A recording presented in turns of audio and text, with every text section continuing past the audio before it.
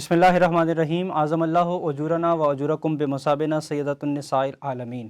والعصر کے خصوصی پروگرام بسلسلہ ایام فاطمیہ حسب فرمان قائد ملت جعفریہ آغا سید حامد علی شاہ موسوی نجفی کی مناسبت سے اس وقت ہم اسٹوڈیو میں موجود ہیں، اور آج کی ہماری نشست میں ہمارے ساتھ موجود ہیں نامور عالم، شاعر، ادیب، محقق، کسی تعارف کے محتاج نہیں، علامہ شکیل اختر صاحب. قبلہ آپ کا بہت شکریہ، آپ ہماری ریکویسٹ پہ آج اسپیشلی ہمارے اسٹوڈیو میں تشریف لائے. قبلہ کیونکہ ایام فاطمیہ چل رہے ہیں تو ان ایام کی مناسبت سے، کیونکہ ان ایام کو ایک خاص نسبت ہے جناب زہرا سلام اللہ علیہا کے ساتھ، تو ان ایام کی اہمیت کے حوالے سے اور بی بی کی عظمت کے حوالے سے ابتدا میں ضرور بہت شکریہ ڈاکٹر صاحب آپ کا. ایک تو گزارش یہ ہے کہ پہلے یہ دیکھ لیں کہ ہم یوم کیوں مناتے ہیں. سگریٹ نوشی پہ یوم مناتے ہیں تو کیا کرتے ہیں؟ سگریٹ کی مضمرات پر بات کرتے ہیں. بالکل. جانوروں کا دن منایا جاتا ہے. دنیا سسٹینیبل ڈیولپمنٹ گولز ہیں، 17 اہداف یونائٹڈ نے طے کیے ہوئے. ان میں کیا مقصد ہوتا ہے کہ یوم جب منایا تو اسی پہ بات کی جاتی ہے جس کے لیے یوم منایا جائے. اب ایسا تو نہیں کہ اگر آپ نے یوم جانوروں کی یا مدرس ڈے پہ منایا ہے اور آپ گفتگو کریں بر صغیر کے فاتحین کی تو وہ زیب نہیں دیتا. دن کی مناسبت سے جب آپ نے ایام فاطمیہ کہہ دیا تو سوائے جناب سیدہ کی اور کوئی گفتگو ہونی نہیں چاہیے. اس اہمیت میں ان دنوں میں ہم کیا کرتے ہیں؟ ہر وہ چیز جو اس دن سے تعلق رکھتی ہے وہ ہم بیان کرتے ہیں. ٹھیک ہے، تو جب جناب سیدہ کہ آپ یوم منا رہے ہیں تو پھر وہ باتیں کریں نا جو ان کی مختصر زندگی، جسے آپ مختصر زندگی کہتے ہیں. ختم مرتبت کے بعد 75 دن وہ یا 95 دن کی روایت ہے. جی جی. ان 75 دنوں میں جو کچھ ہوا وہ تو بیان کرے نا. دیکھیں، یہ اس خوف سے کہ کسی کی دل شکنی نہ ہو، کوئی برا نہ مانے. تاریخ کا کوئی مذہب نہیں ہوتا. ٹھیک ہے، تاریخ ہوتی ہے. اس کا کوئی شیعہ سنی مسلک نہیں ہے. تاریخ بیان کرے. روایت اور تاریخ میں ایک فرق ہے. اچھا، جب آپ روایت بیان کرتے ہیں، میں اس فرق کو واضح کروں گا. میں تاریخ کے حوالے سے گفتگو کروں، روایت کے حوالے سے گفتگو کروں. روایت اور تاریخ میں کیا فرق ہے؟ تاریخ یہ ہے کہ بر صغیر کے جو پشاور کے جو لوگ ہیں بڑے مہمان نواز ہیں. ٹھیک ہے، دشمن بھی آ جائے تو اس کا خیال کرتے ہیں. تاریخ یہ نہیں بتائے گی. تاریخ ہے کہ جب وہ دشمن وہاں گیا، پشاور کی روایت میں روایت ان کی یہ ہے کہ وہ مہمانوں کی خدمت کرتے ہیں. تاریخ نے خدمت کرنے کا حکم نہیں دیا. یہ بہت باریک سفر ہے. روایتیں ان لوگوں سے وابستہ ہوتی ہیں جس میں عقیدت شامل ہو جاتی ہے، جس میں تہذیب شامل ہو جاتی ہے. ہم جب بات کریں گے تو ہم روایتوں سے بات کریں گے جو ہمارا مسلک ہے، لیکن جب ہم دنیا کو سنائیں گے تو ہم تاریخ کی بات کریں گے. تاریخ میں کسی کو کوئی مربت نہیں ہے، چاہے ان کے مقابلے میں کوئی آئے یا انہوں نے ان کے ساتھ جو سلوک کیا وہ آپ بیان ضرور کر دیں، تاریخ کی نشاندہی کر دیں. بہت اس پہ کام ہوا ہے اور ہمارے بہت دانشوروں نے جمع کر دی. دیکھیے، صحیح بخاری میں موجود ہے، 300 کتابیں موجود ہے. کون 300 کتابوں میں جائے گا؟ آپ آج کا ٹول استعمال کریں، آپ اس پر جائیں گوگل پہ. ٹھیک ہے، آپ وہاں جناب سیدہ کا نام ڈالیں. ٹھیک ہے، چیٹ جی پی ٹی پہ ڈالیں، آرٹیفیشیل انٹیلیجنس کو استعمال کریں. وہ تو کچھ کہے گا نا. جی بے شک. وہ کیا کہے گا؟ جو کچھ موجود ہے ڈیٹا اس کو آپ کے سامنے پیش کر دے گا. اینالائز کرنا آپ کا کام ہے. چیٹ جی پی ٹی سے آپ جو مضمون لکھتی ہیں یا جو ایسے لکھتی ہیں اس کو ٹھیک کرتے ہیں نا. بے شک. تو اسی طرح تاریخ کو بھی ٹھیک کر لیں. تاریخ اگر یہ بتائے گی کہ ان کا حق وراثت چھینا گیا ہے، رسول کے بعد ان کی توہین کی گئی ہے، ان کو دربار میں بلایا گیا ہے، تو اس کو تو ڈیلیٹ نہیں کر سکتے نا. کس نے بلایا ہے، کیوں بلایا ہے، آپ تلاش کریں، پی ایچ ڈی کریں، اس پر تحقیق کریں. بہت خوب. قبلہ کیونکہ ایام کو نسبت ہے بی بی کے ساتھ، تو بی بی کا جو حیات مبارکہ کا ٹینیور ہے وہ 18 سال ہے. تو یہ جو 18 سالہ زندگی ہے یہ کس طرح گزری؟ ایک میں گزارش کروں، میں اپنے عقیدے کی بات کروں، اس پہ آنا پڑے گا. ٹھیک ہے.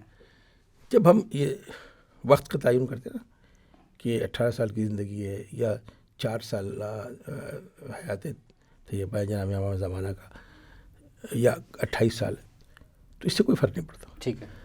معصوم کو جتنی زندگی عطا ہوئی اور جتنے کام ان کے سپرد کیے ہیں، چاہے وہ 4 دن میں ہوں، چاہے وہ 18 سال میں ہوں، چاہے 50 سال میں ہوں، وہ انہوں نے ڈیلیور کرنا ہے. یہ ہمارا عقیدہ ہے. ٹھیک ہے، بالکل صحیح. یعنی یہ نہیں کہ ہم اکثر یہ روایت کہتے ہیں کہ امام جعفر صادق علیہ السلام کو زیادہ وقت مل گیا تو اس لیے آپ نے شیعت کی تجویز کی. ایسی بات نہیں ہے. ٹھیک ہے. جس امام کی ذمہ داری یہ ہوتی، چاہے وہ 4 دن ہوتا ہے یا وہ کام کرتی ہے. منصب امامت ہمارے یہاں عقیدے کے. اب جناب سیدہ سلام اللہ علیہ کی ذات سمجھ لیجئے، معصومین کا قول ہے کہ ہم تم پر حجت ہیں اور ہم پر ہماری جدہ ہو جائے. سبحان اللہ. عصمت مطلقہ، عصمت بالغہ، عصمت کاملہ، دائرہ مرکز عصمت، سبحان اللہ. یہ القاب ہے نا، بے شک، یہ القاب ہی تو نہیں بے آ گئے. شک. اچھا بہت آسان سا میں آپ جو ہمارے دیگر مسالک کے لوگ سن رہے ہیں، خیر وہ مسلمان ہوں نہ بھی ہوں، بے شک. بہت مشہور روایت کہ جب بی بی تشریف لاتی تھی تو رسول خدا ان کی تعظیم میں کھڑے ہو جاتے. رسول کا ہماری سنت ہے. بے شک. مسواک کیسے کرنی ہے آپ نے سینے سے لگایا ہوا ہے. شلوار کے پائچے کا تعین آپ اس سے کرتے ہیں. اکھے کی پیاز کھانی چاہیے نہیں کہ سب حدیث. تو جب حدیثوں کو سینے سے لگایا ہے تو پھر اس عمل کو چھوڑ دیتے ہیں کہ ہر شخص اپنی بیٹی کی تعظیم میں کھڑا ہو جائے. سنت ہے نا. بالکل صحیح. تو جو بہت سینے سے لگائے ان کو بھی چاہیے نا. ہوں. آپ نہ جانتے وہ جانتے ہیں کہ رسول اپنی بیٹی کی تعظیم نہیں کرتے تھے، رسول اپنے جوہر کی تعظیم کرتے تھے. واہ عصمت نبوت کا جوہر، واہ واہ واہ. پھول کا جوہر خوشبو ہے واہ نا. واہ واہ. تو اگر خوشبو نکال لی جائے تو وہاں کچھ نہیں بچتا. چونکہ ہماری شہزادی کا لقب ہے مرکز ہے دائرہ عصمت، واہ. عصمت مطلقہ، اسی لیے حدیث کے ہم ان کو مرکز بنایا ہے. ہم فاطمۃ و ابوہا و بالوہا بنوہا، یعنی نبوت سے نبوت کا جوہر عصمت، ولایت کا جوہر عصمت، امامت کا جوہر عصمت. بے شک. یعنی یہ وہ مرکزی نقطہ ہے کہ جس سے عصمت کے دائرے مکمل ہوتا ہے. نقطہ فاصلہ برابر. اگر یہ بی بی ہٹ جائے تو پھر ان مناسب کے عصمت پر شک آنے لگتا ہے. بے شک. یہ وہ جوہر ہے. حدیثوں سے بھی ثابت ہے، صحیح بخاری کی بہت ساری ہے، بہت سی حدیثیں کہ بہت سی اہل سنت کتابوں میں بھی یہ مربوط ہے کہ جب خاتون جنت اس دنیا میں تشریف لا رہی تھی، جناب خدیجہ گرہ میں تھی تو گفتگو کرتی تھی. یہ اہل سنت نے لکھا ہے. اس کا مطلب ہے کہ ان کو آپ عام طریقے سے نہیں لیں گے. جو شکم مادن میں گفتگو کر سکتا ہو تو وہ ان کے طریقہ کار اور ہوتے ہیں. بے شک. وہ الوہی اختیارات کے مالک ہوتے. ان کو 2+2 سے آپ نہیں دیکھیں گے. بے شک. قبلہ ایک لقب ہے بی بی کا عالمہ غیر مولمہ. اب یہ لقب ہے، کیا بی بی نہیں جانتی تھی کہ بعد شہادت رسول ان کو دربار میں جانا پڑے گا اور اس طرح حق طلب کرنا پڑے گا تو حق نہیں ملے گا، لیکن پھر بھی دربار میں گئیں؟ دیکھیے آپ کا سبجیکٹ میرا خیال معاشیات میرا بھی نہیں آپ کے، لیکن ہمیں اگر اس پورے علاقے کا سروے کرنا ہو تو ہم ایک گھر کا انتخاب کریں گے. ٹھیک ہے. اس پر اپنے سارے ٹیکنیک امپلیمنٹ کریں گے، پھر اس کو امپلیمنٹ کر دیں گے پورے معاشرے پر. ٹھیک ہے. کہ ایک گھر کا بطور سیمپل عالمین کے لیے ایک گھر کا انتخاب کیا ہے. ٹھیک ہے. دنیا کو ایک مثالی گھر دینا ہے. ٹھیک ہے. تو اگر گھر میں کہا جائے کہ یہ وہ ہیں جو آسمان سے ستارے توڑ دیتے ہیں، یہ ہیں جو زمین سے چشمے پھوڑ دیتے ہیں، یہ ہیں وہ جو آفتاب کو پلٹا دیتے ہیں، تو پھر یہ تو طلسماتی ستیری ہو جائے گی نا. ہمارے لیے بہتر ہے، لیکن جن کے یہاں یہ عقیدہ نہیں ہے، ٹھیک ہے، ان کے ہاں اسی بشریت کے جامع میں انسانی کمال پر پہنچانا ہے. کربلا معجزات کا نام نہیں ہے. کربلا میں کسی امام نے، کسی معصوم نے کوئی معجزہ نہیں دکھایا. بشریت کے کمال کے ایک انسان کہاں تک جا سکتا ہے. اسی طرح جناب سیدہ سلام اللہ علیہ کی ذات ہے کہ ایک عورت کو کس منزل تک وہ جا سکتی ہے، وہ کیسی بیوی ہو سکتی ہے، وہ کیسی بیٹی ہو سکتی ہے، اس کے لیے نمونہ بنایا جناب سیدہ طاہرہ کو. ان پر واجب ہوتا ہے، اگر انہیں پتہ بھی ہے، بے شک علم غیب کا پتہ ہوگا نا، تو انہوں نے تو لوگوں کو بتانا ہے نا. آپ کو کیسے پتہ کہ اللہ ایک ہے؟ آپ کو ایک صادق امین نے بتایا نا، تو انہیں پتہ تھا نا اللہ ایک ہے، تو آپ کو بتانے کی کیا ضرورت تھی. ان کا منصب ہے کہ وہ ادھر سے اختیارات لیں اپنی نوری سلسلے میں، اور ہم تک وہ ہدایات پہنچائیں بشری سلسلے میں. یہ ایک بنیادی صفت یاد رکھیے گا. ذرا عائشہ مصری کی ایک بہت مشہور کتاب ہے بی بی پر، کربلا کی شیر دل خاتون، بہت کمال ہے. عائشہ مصری کا تعلق مسلک جعفریہ سے نہیں. انہوں نے ساری صفات لکھی. ڈاکٹر شریعتی کا بڑا نام آپ نے سنا، ان کا ایک جملہ ہے.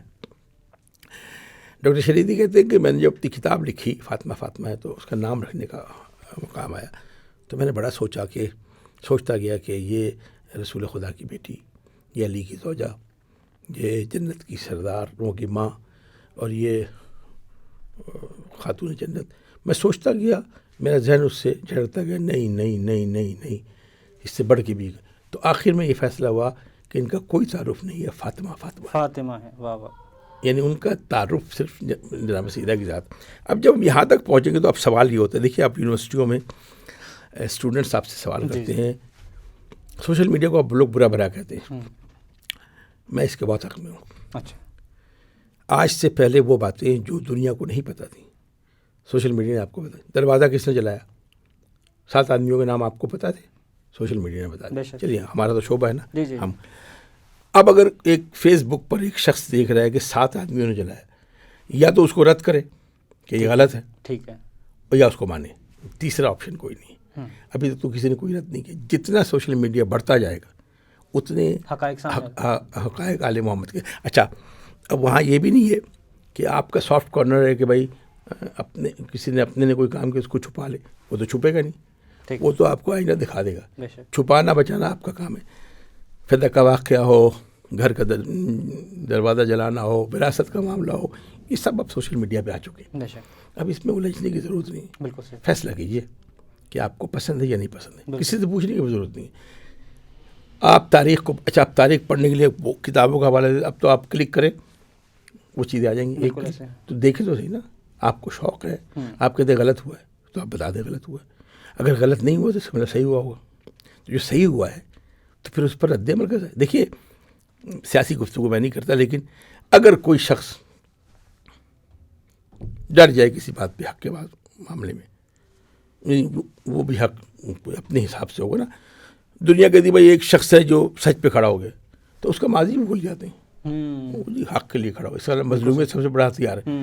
آل محمد وہ ہیں جنہوں نے ہمیشہ حق کے لیے کھڑے ہوئے، اور ان کے کردار پر بھی کوئی آنچ نہیں ہے، ان کا ماضی بھی بے داغ ہے۔ تو پھر کم سے کم آئیڈیلائز تو کریں۔ دیکھیں میں زیادہ تو نہیں بول رہا ہوں، سسٹینیبل ڈیولپمنٹ گول کیا ہے؟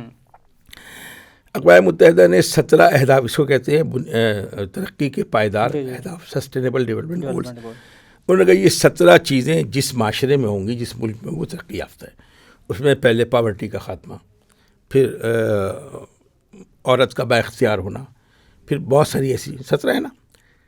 اس پہ ذرا آج میری جو تقریر سننے، میری بات سننے، وہ جائیں گوگل پہ اور دیکھیں 9 جناب خدیجہ کے زمانے میں ہو چکی ہیں سسٹم، اور باقی اہل بیت نے انہی گولز کو امپلیمنٹ معاشرے میں کر چکے ہیں۔ مثلا مساوات ہے، مولا کائنات کی دور خلافت میں وہ چراغ والا واقعہ آپ نے سنا ہوگا کہ ایک شخص سوال کرنے آیا تو امام نے سوال سنا، اس کو چراغ بجھا دیا، دوسرا چراغ جلایا، کہا کہ چونکہ اس چراغ سے میں سرکاری کام کر رہا تھا۔ تو یہ سسٹینیبل گول نے وہاں سے لیا نا۔ دنیا آج ترقی کر کے جہاں سے کشید کر رہی ہے، آپ وہاں سے لوگوں کو دور لے جا رہے ہیں، تو پھر جہالت کے اندھیروں میں ہی جائیں گے آپ۔ آئیڈیلائز کریں۔ اچھا ہم یہ نہیں کہتے کہ آل محمد اگر ہمارے فیوریٹ ہیں تو آپ کے بھی ہوں، آپ کے نہ ہوں، لیکن آپ جس کو ان کے مقابلے میں لائیں گے پھر ان کو وہ کچھ کرنا پڑے گا۔ پھر اس کی آواز میں یہ آواز آنی چاہیے کہ میں زمین کے راستوں سے آسمان کے راستے پہ، پھر اس کے دروازے پر فرشتوں کو آ کر روٹیاں لانی پڑیں گی۔ بہت آسانی سے کہہ دیتے ہیں کہ اسیر، یتیم و مسکین، حالت کی آیت ہے، روٹی لینے آ گئے۔ اچھا اب مجھے آپ پڑھ لکھے آدمی ہو جو تاریخ کے لوگ، یتیم تک ٹھیک ہے، مسکین تک ٹھیک ہے، اسیر کہاں سے آیا؟ اسیر کسے کہتے ہیں؟ جو قید خانے میں ہو۔ مجھے دور رسالت میں کوئی قید خانہ دکھا دیں، بنو امیہ کا قید خانہ ہوگا، اسلام کا کوئی قید خانہ نہیں، تو پھر اسیر کہاں سے آ گیا؟ پھر آپ سوچیں گے کہ یہ وہ اسیر نہیں ہے، چونکہ آپ کو اس گھرانے کی عظمت دکھانا ہے۔ جب بعد میں کوئی اسیر اس دروازے پہ مانگنے آئے گا تو اس کا ایک مظاہرہ کر دیا ہے کہ یہ تینوں وہ کیفیتیں ہیں جس پر اس گھر سے مدد ہوتی ہے، تھوڑی سی محبت۔ قبلہ بعد شہادت رسول ایک وہ بی بی جن کے احترام میں سید الانبیاء کھڑے ہو جاتے، ان کا استقبال کرتے، ان کے لیے آیت تطہیر نازل ہوئی۔ کیا یہ جو 75 یا 95 دن کی جو آپ نے بات کی ہے کہ ان دنوں کو بیان کرنا چاہیے، ان دنوں میں کیا جو واقعات رونما ہوئے تو وہ دختر رسول کیا یہ ایکسپیکٹ کر رہی تھی کہ ان کے ساتھ اس طرح کا سلوک کیا جائے؟ میں نے پہلے گزارش کی تھی، دور رسالت سے لے کے کربلا تک سب چیزیں طے ہیں کہ یہ ہونی ہے۔ ٹھیک ہے، باطل کا مقابلہ کھلے میدان میں کیا جاتا ہے، منافقت کو ایکسپوز کیا جاتا ہے۔ ٹھیک ہے، ہمارے بہت سے نوجوان جو ہمارے مسلک سے ہیں مجھ سے اکثر مجلس پڑھ کے اترتا ہوں تو ناراض ہوتے ہیں کہ جب مولا علی کا جھگڑا تھا تو وہاں کیا کرنا چاہتے تھے، ان کے دربار میں فیصلہ۔ بالکل صحیح۔ اب ذرا مولا علی کی حکمت عملی، جناب سیدہ پہ میں آؤں گا، لیکن پہلے حکمت سمجھ۔ ایک شہر ہے، کوئی بہت بڑا ملک تو نہیں ہے، مدینہ جی، وہاں پر یا مکہ یا مدینہ، تو وہاں پر وہی لوگ ہیں، تخت بدلا ہے، لوگ تو وہی ہیں نا۔ جی۔ اب ایک شخص تخت پہ بیٹھا ہے اور مولا کائنات آ کے کونے میں بیٹھ گیا۔ وہ جو وقت کا امیر المومنین ہے وہ کچھ کرتے کرتے ایک فیصلے پہ رک جاتا ہے، وہ فیصلہ نہیں کر سکتا، جبکہ اس منصب کا تقاضا ہے کہ ہر ایک کا فیصلہ کرے. جب وہ رکتا ہے تو مولا کائنات آگے بڑھتے ہیں اور وہ 2 منٹ میں فیصلہ کر دیتے ہیں اور گھر چلے جاتے ہیں. اس حکمت عملی کو داد دیجیے. مولا علی نے کچھ کہا نہیں ہے. منافق کو بے نقاب کرنا ہوتا، اس سے آپ جنگ نہیں لڑ سکتے. مولا علی فیصلہ کر کے چلے گئے. اب جب چلے گئے تو پیچھے کیا بات ہو رہی ہوگی؟ یہ تو ہو رہی ہوگی نا کہ جی یہ اس منصب پہ بیٹھا ہے، وہ فیصلہ نہیں کر سکتا، اور جس سے چھینا گیا ہے وہ کر کے چلا گیا. یہ آل محمد کا طریقہ ہے. تشدد ہمارے یہاں نہیں ہے. میں کسی ایک پوڈ کاسٹ میں کہہ چکا ہوں، ہم کسی کی توہین نہیں کرتے. ٹھیک ہے. ناصر عباس ہمارے، ان کا نام لیا جا سکتا ہے. ان کا ایک جملہ ہے کہ لعنت اس پر جو صحابہ کو برا کہے، اور لعنت اس پر بھی ہے جو برے کو صحابہ. ٹھیک ہے. اس کا تو ہم معیار بنائیں. یہ دیکھیے کہ 75 دنوں میں ہوا کیا ہے. چلیے ہم نہیں بھی کہتے، آپ کوئی اور تاریخ پڑھ لیں. اس رسول کی تعلیم کیا؟ یتیم کے سر پہ ہاتھ رکھو، اسی گھر کھانا پہنچاؤ، اسی خیریت پوچھو. اس 75 دنوں میں کیا ہوا ہے؟ باقی فدق اگر آپ مجھے کہیں گے تو اس پہ بھی بات کر لیں گے. باقی فدق چھین لیا گیا. باقی فدق کیوں چھینا گیا؟ اس کی وجہ کیا ہے؟ مجھے اس سے غرض نہیں کہ تخت حکومت پہ کون ہے. دیکھیے ایک شخصیت ہے جنہیں ابو سفیان کہتے ہیں. انہیں مدینے سے نکال دیا گیا تھا. وہ جا کے شام جب مولا کائنات کی حکومت آئی تو وہ آئے اور مولا علی کے بھائی کو لے کر مولا علی کے پاس گئے. کہا علی تمہارا حق ہے، تمہیں مل گیا، تم کہو تو میں گلیوں کو، مدینے کی گلیوں کو گھوڑوں سے بھر دوں. اچھا، کتنا بڑا فیور تھا یہ. لیکن مولا علی جانتے تھے تو انہوں نے شٹ اپ کال دی تھی کہ تم کب سے اسلام کے مخلص ہو گئے. وہاں سے مایوس ہو گئے. وہ کہاں گیا؟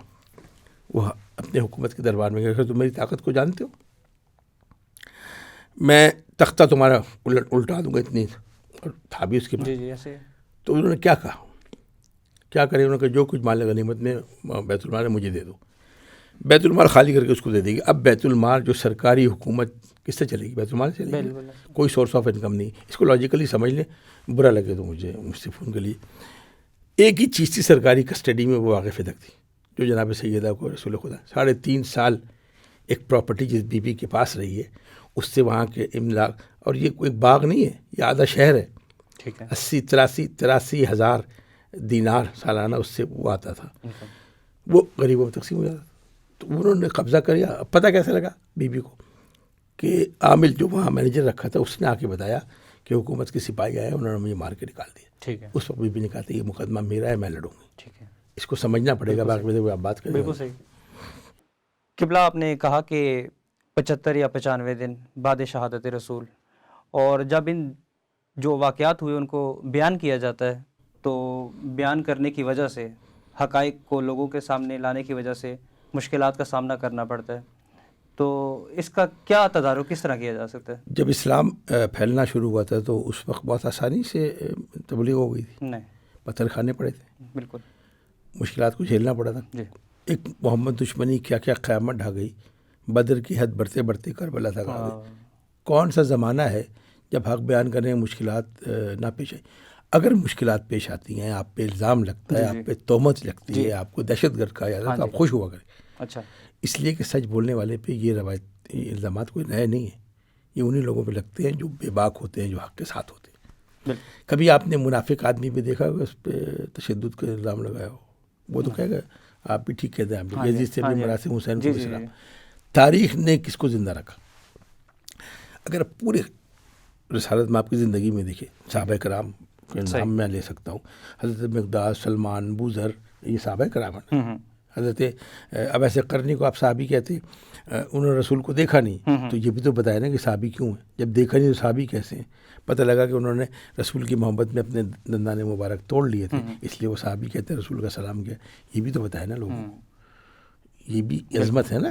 بے شک. یہ یعنی پاس بیٹھے ہوئے لوگوں کو سلام نہیں بھیجا، لیکن قرن میں ایک شخص دندان مبارک صرف اس خبر پر کہ نبی کریم کے دندان مبارک اس میں سارے دانت توڑ لیے. اب اس روایت کو آپ ڈیلیٹ کرنے کی کوشش کریں، ڈیلیٹ تو نہیں ہوگی نا.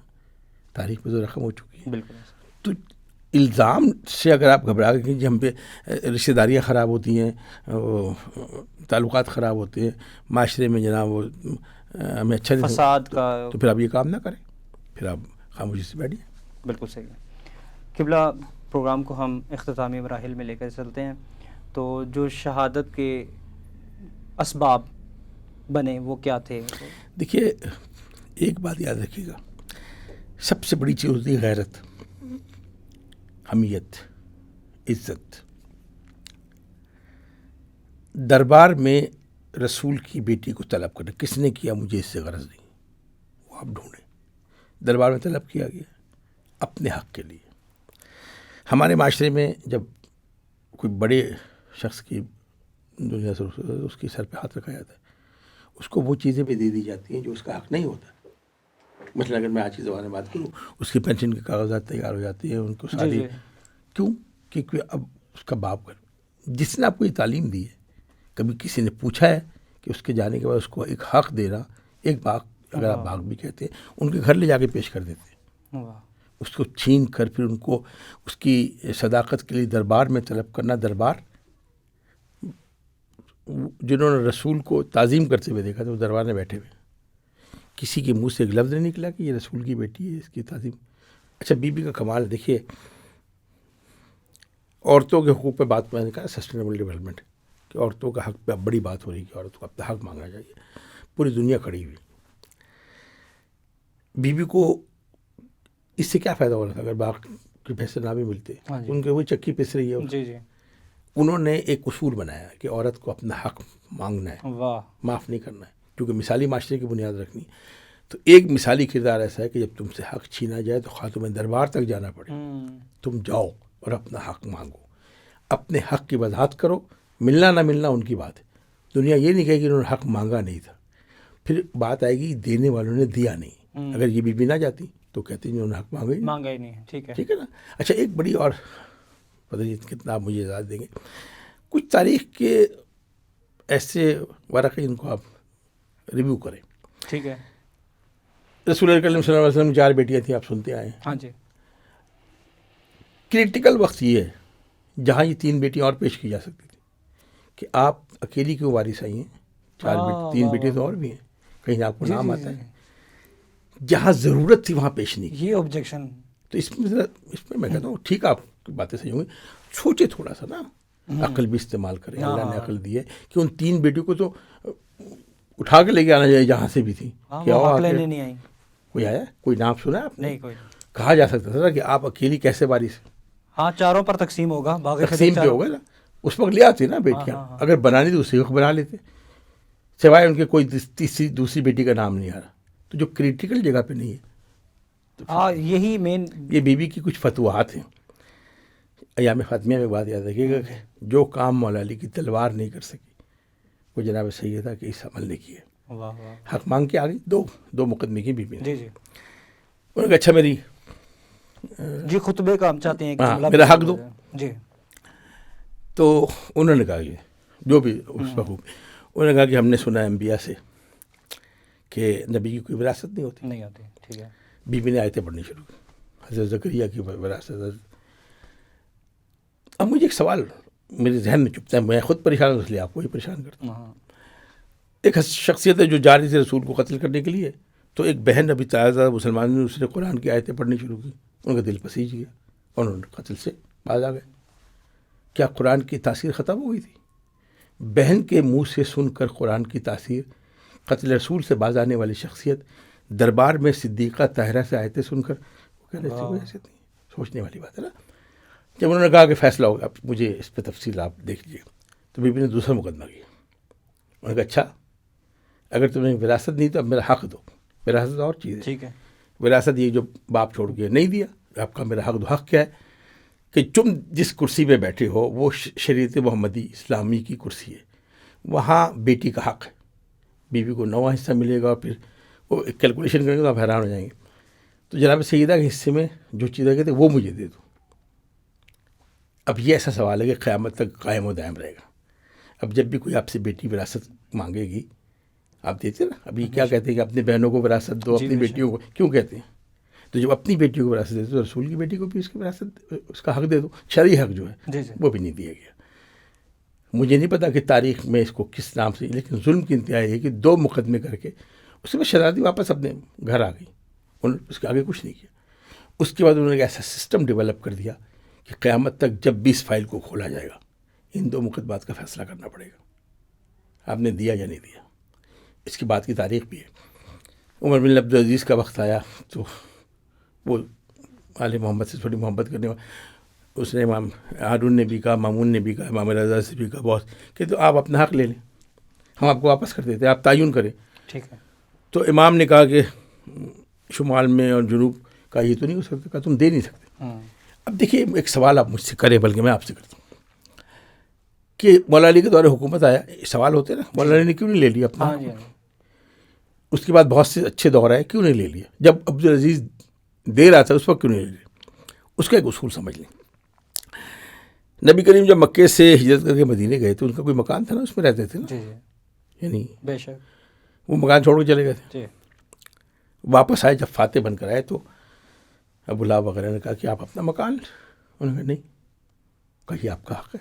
کہا نہیں, ہم آل محمد کا اصول سمجھ لو, ہم سے جو چیز جبراً چھینی جاتی ہے ہم اسے دوبارہ مانگتے نہیں, اس لیے کہ تسلسل پھر بے نقاب ہوتا ہے. اسی کو امپلیمنٹ کر دیں آپ. واقف تک آپ نے دیا نہیں دیا اس سے غرض نہیں ہے, لیکن اس نے مانگ کر اس بیوی نے قیامت تک آنے والی نسواں کے لیے اصول بنا دیا, حق مانگو ضرور, نہیں ملے گا یہ اور بات, تم نے مانگنا ضرور ہے. آج کے معاشرے میں اگر کوئی خاتون حق مانگنے جاتی ہے تو وہ ذہن میں رکھے کہ وہ سنت جناب فاطمہ زہرا پر چل رہی ہے. مشکلات آئیں گی, مشکلات پیش آتی ہیں, آسانی سے تو کوئی چیز ملنے والی نہیں, حق تو کبھی آسانی سے ملتا نہیں. اچھا یہ بھی ہو سکتا ہے کہ بیوی سیکریفائس کر جاتی, ٹھیک ہے, نہیں مجھے نہیں چاہیے, کر سکتی تھی. جی. کائنات کی ملکہ اس کے لیے ایک باقی کی حیثیت رکھتی. اگر اس وقت بیوی شہزادی سیکریفائس کر جاتی تو آج عورتوں کے حقوق کے نام کی کچھ نہیں, جو اسلام عورتوں کو حقوق دلانے کے لیے آیا ہے, اس گھر کی سب سے اہم خاتون اپنا حق وڈرا کر رہی ہے تو بعد میں کون اپنا حق مانگے گا. یہی وجہ ہے کہ آج تک بلکہ قیامت تک دنیا میں جہاں بھی عورت اپنے حقوق کے لیے کھڑی ہوگی اس کو مثال بنانا پڑے گا کہ جناب سیدہ طاہرہ کی ذاتی گرامی جو ہے وہ ہماری رہبر و رہنما ہے. قبلہ آپ ماشاءاللہ محقق بھی ہیں, تحقیق میں آپ کا ایک بہت بڑا نام ہے. آپ کیا دیکھتے ہیں کہ اگر ہم تاریخ اسلام کا مطالعہ کریں تو وہ کون سا خاص نقطہ ہے, کون سا خاص مرحلہ ہے جس کی وجہ سے بہت زیادہ لوگوں نے مکتب حقہ, مکتب جعفر صادق علیہ السلام جو ہے وہ قبول کیا؟ مظلومیت. میں ایک لفظ جواب دوں گا, مظلومیت. کربلا عدم تشدد کا نام ہے, ٹھیک ہے, تلوار پر خون کی فتح کا نام ہے. ٹھیک ہے. کربلا کو ماننے والا وہ دہشت گرد نہیں ہو سکتا, اس لیے کہ وہ عدم تشدد کا قائل ہے. کربلا میں دہشت گردی ہوئی ہے کی نہیں گئی. امام حسین علیہ السلام نے باغ ایک زمین خریدی, دنیا کہتی ہے اس جنگل میں زمین خریدنے کی کیا ضرورت تھی. اب اگر آپ کو نہیں امام حسین کی حکمت عملی سمجھ آ رہی, آپ کا قانون کیا کہتا ہے, اگر آپ اپنے گھر میں اور کوئی باہر سے حملہ کرتا ہے وہ جارح کہلائے گا. ٹھیک ہے. امام حسین علیہ السلام نے زمین خریدی, جناب علی اکبر کو ہبا کی, جاگیر بنائی, اب وہ اپنی زمین پر ہیں, اب جو بھی حملہ کرے گا وہ جارح ہوگا. اس چھوٹے سے عمل سے امام حسین نے قیامت تک کے لیے یزیدیت کو جارح بنا دیا. یہ امن کا ہے. آپ کو اس مسلک میں بہت دہشت گرد نام کی کوئی چیز نہیں ملی, وہ اس لیے نہیں مار سکتے. دیکھیے میں نے کسی پوڈ کاسٹ میں کہا تھا کہ کربلا اپنے بچوں کو قربان کرنے کا نام ہے, دوسروں کے بچوں کو قربان کرنے کا. کربلا اپنی خریدی ہوئی زمین پہ برپا ہوتی ہے, قبضے کی زمینوں پر برپا نہیں ہوتی. جس مسلک میں یہ بنیادی چیزیں وہاں کہاں سے دہشت گرد ہے, وہ مظلومیت, اس حق.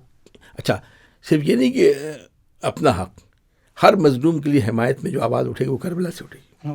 آج تک جتنی تحریکیں چل رہی ہیں, نیلسن مینڈیلا کی باتیں, وقت اتنا نہیں ہوا میں آپ کو بتاتا, انہوں نے کربلا سے کشید کی. ہندو مسلک میں بہت سے ایسے شاعر ہیں جنہوں نے سورس آف انسپریشن کو کربلا بنایا. ان کا مسلک اسلام سے کوئی تعلق نہیں. دیکھیے چھوٹی سی بات سے شاید بات واضح ہے کہ ہمارے یہاں برصغیر میں تعزیہ نکلتا ہے, جی ایران میں نہیں نکلتا, عراق میں نہیں نکلتا. تعزیہ کیا ہے, تعزیہ لفظ ہے تعزیت سے. ہندو مسالک کے دیگر مسالک کے لوگ بیٹھے, اس کی مثال سمجھیے کہ ایک فلیٹ میں آپ رہ رہے ہیں, اس میں ہندو بھی ہے, عیسائی بھی ہے, سارے مسلک کے. کہیں دیوالی ہو رہی ہے آپ گزر جائیں گے, کہیں وہ 25 دسمبر منایا جا رہا ہے گزر جائیں گے, آپ کیا مجلس ہو رہی ہے وہ گزر جائیں گے.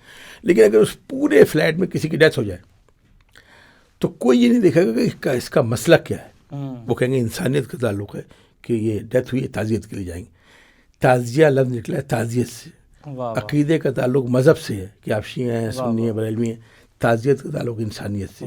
اسی لیے امام حسین کے جو تعزیہ نکلتا ہے وہ تعزیہ اس لیے کہ اسے ہندو بھی مانے, اسے عیسائی بھی مانے, اسے غیر مسلم بھی مانے, شیعہ سنی تعلق انسانیت سے. انسانیت سے. اسی لیے تعزیت کا تعلق انسانیت سے ہے نا. اسی لیے تعزیہ برصغیر میں تعزیہ نکالنے کا مطلب یہ ہے کہ ہمارے یہاں مسلک کی تقسیم نہیں ہے. دیکھیے ہمارے یہاں ایک لفظ ہے, ایک مساوات لفظ ہے, ایک مواخات لفظ ہے.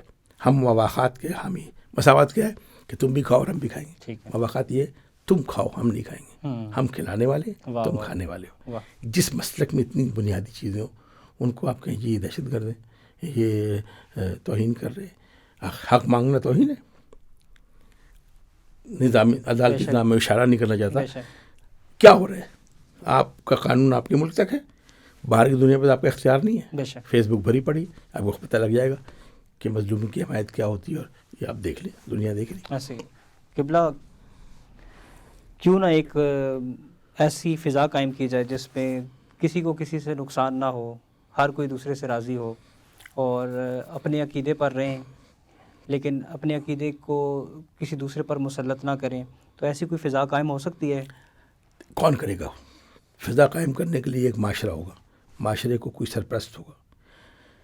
آپ سے زیادہ پرامن معاشرے غیر مسلموں کے معاشرے میں, ان کو ہر طرح کی آزادی ہے. میں ابھی امریکہ کینیڈا سے ہو گیا ہوں, شیعہ آزاداری کر رہے ہیں, عیسائی اپنا کام کر رہے ہیں, وہ تنظیمیں اپنا کام کر رہی ہیں, وہ کسی کو غیر مسلم حکومت ہے. جبکہ یہ نقطۂ نظر اسلامی حکومت کی ہے. اسلامی حکومت کی یہ ہے کہ وہاں مندروں کی بھی حفاظت کی جاتی ہے, چرچ کی بھی حفاظت کی جاتی ہے. ان کو ہر ایک کو حق دیا جاتا ہے, مائنارٹیز کو حق دیا جاتا ہے. جس معاشرے میں آپ کو اپنا حق نہیں مل رہا وہاں آپ کیا کریں گے؟ فضا کیسے بنائیں گے؟ فضا یہ ہوگی جناب, فضا کا ایک طریقہ ہے کہ ہم سیکریفائس کرتے ہیں. میرے 100 روپے کسی نے, آپ نے نہیں, آپ کے میں نے 2 روپے لی, تو اب سیکریفائس کریں جی آپ 2 روپے معاف کر دیں, میں 100 روپے معاف کروں. یہ کہا کہ 98 روپے میرے ضائع ہوں گے. یا تو یہ کہ آپ کے بھی 100 روپے لگے اور میرے بھی 100 روپے لگے, پھر دونوں 100 روپے کو ودڈرا کر جائے کرے نا. آئیے سیکریفائس کرتے ہیں, ایک ایسا معاشرہ بناتے ہیں جس میں پھر آپ کو اس معاشرے میں برے کو برا کہنا پڑے گا, اچھا اچھے کو اچھا کہنا پڑے گا. فضا بن جائے گی. بہت خوب, بسم اللہ کریں, ہم تو تیار ہیں اس کام کے لیے. بہت خوب. قبلہ پروگرام کے آخر میں ہم چاہتے ہیں کیونکہ ایام فاطمیہ کی مناسبت سے بی بی کی شہادت کے 2 دن لگے. دیکھیے ایک بات سوچنے والی ہے, ہم لوگ چونکہ اس مسلک سے اس لیے منظر ذہن میں آتے, آنکھوں میں آنسو آ جاتے. 75 دن میں بی بی کا ایک شعر ہے کہ مجھ پر وہ مصائب پڑے کہ اگر روشن دنوں میں پڑھتے تو اس سے حالاتوں میں. یہ محاورہ نہیں ہے, یہ زبان ہے. کون سے ایسے مصائب, وہ جو صابرہ خاتون ہیں جن کے یہاں جن کو وراثت میں صبر ملا ہے, جو ایک چکی پہ گزارا کرنے والی, تو اس کا مطلب ہے وہ مصائب جو ان سے کہیں بڑھ گئے. ان کو غذا کا مسئلہ نہیں, ان کو معاشیات کا مسئلہ نہیں, کوئی مصائب ہے. اب آ جائیے اس معاشرے میں, باپ کا سایہ بیٹی کے سر سے اٹھنا یہ بہت بڑا عذاب, اور باپ بھی جو کائنات کا رحمت للعالمین, وہ ان کے جانے کے بعد سب کچھ دیکھ رہی ہے, انہیں رونے کی اجازت بھی نہیں ہے. جو بنیادی ہیومن رائٹس ہے اس وقت کہ ایک یتیم کو اپنے باپ پہ رونے, اس کی اجازت نہیں ہے. تماچے پڑھیں تاریخ پر, ان کو شہر سے باہر لے جاؤ. ہم جن کی تعظیم رسول کو کھڑے ہوتے دیکھا, ان کو کہا کہ ان کے رونے سے ہمیں تکلیف ہوتی ہے. بیت النظر بنایا گیا, شوہر کا جو حق تھا وہ چھینا گیا, اپنے ہاتھ سے حق چھینا گیا. اچھا یہ سب باتیں شاید برداشت ہو جاتی, لیکن تاریخ کا زخم ہے. 7 افراد دروازے پر لکڑیاں لے کر آئے, اس میں کوئی بیان کرتے ہوئے ہچکچایا نہ کیجیے. انہوں نے کہا کہ ہمیں علی کو ہمارے حوالے کرو, ہم گھر کو آگ لگا دیں گے. جناب سیدہ دروازے پہ کھڑی. اب یہ تاریخ کا وہ زخم ہے جس سے برداشت کرنا بہت مشکل ہے. وہ دروازہ جہاں پر سلمان فارسی اپنے ریشے مبارک سے جھاڑو دیتے تھے, ملائکہ اترتے تھے, آئے تطہیر ہوتے تھے, وہاں دروازے پہ آگ لگائی گئی. لکڑی کے دروازے میں آگ لگی, میخیں سرخ ہو گئی. ایک نجس شخص کی لات دروازے سے لگی, اور دروازہ جلتا ہوا دروازہ اور پیچھے دیوار کے درمیان شہزادی بی بی آ گئی. شکم میں محسن نے دروازہ ان پر گرا اور اس کو رونتے ہوئے گئے. میں شاید اس سے زیادہ نہیں بیان کری, تاریخ ہے. لاہور میں ایک ذاکر پڑھ رہا تھا. دیکھیے یہ روایت آپ سنتے ہیں کہ بی بی بائیں ہاتھ سے تسبیح کرتی تھی اور دائیں ہاتھ اپنی پسلیوں پہ رکھتی تھی. مولانا علی کو بھی اس کا علم نہیں تھا. جب غسل دینے لگے تو ایک چیخ ماری تھی انہوں نے. تو کسی نے کہا کہ یا علی یہ کون سا مقام ہے؟ کہا کہ مجھے ڈر ہے کہ میری رسول کی بیٹی پاپا سے شکایت نہ کرے، اس لیے کہ جب میں غسل دے رہا تھا میں نے دیکھا ان کی پسلیاں ٹوٹی. اچھا اب یہ تاریخ کا زخم ہے. لاہور میں ایک ذاکر یہ پڑھ رہا تھا تو گریا ہونا شروع ہو گیا، شدید گریا ہوا. اس کے بعد آہستہ سے گریا کم ہو گیا. ایک شخص سامنے بیٹھا ہوا، اس کا گریا کم نہیں ہو رہا تھا. تو لوگ گئے اس کے، انہوں نے کمر وغیرہ سرائی تو اس نے ہاتھ بلند کر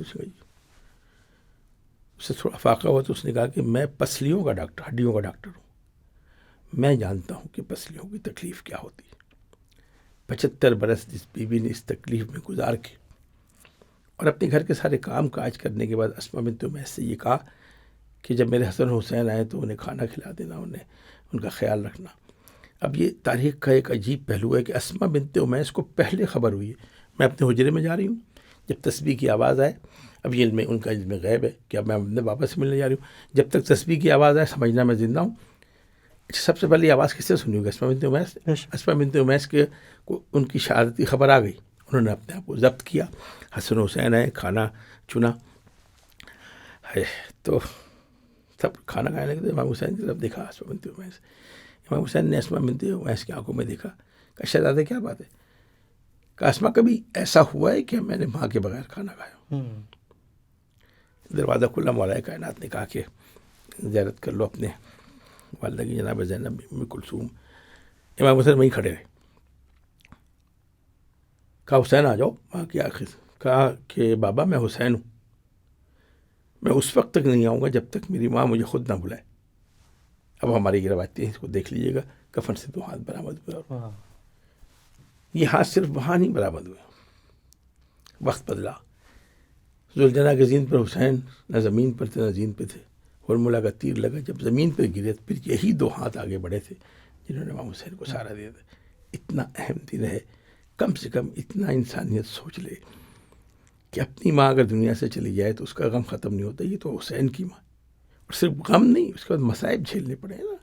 تھوڑا سا انسان کو ضمیر پر اپنا زور دینا چاہیے. اور 2 آنسو اگر آ جائے، اگر دل پسیج جائے تو اس پر دعا کیجیے گا، آپ کے حق میں بخشش ہوگی. آپ کے آنسوؤں سے ان کو کوئی فائدہ نہیں پہنچے گا. یہ آپ کی بخشش کا سامان ہے.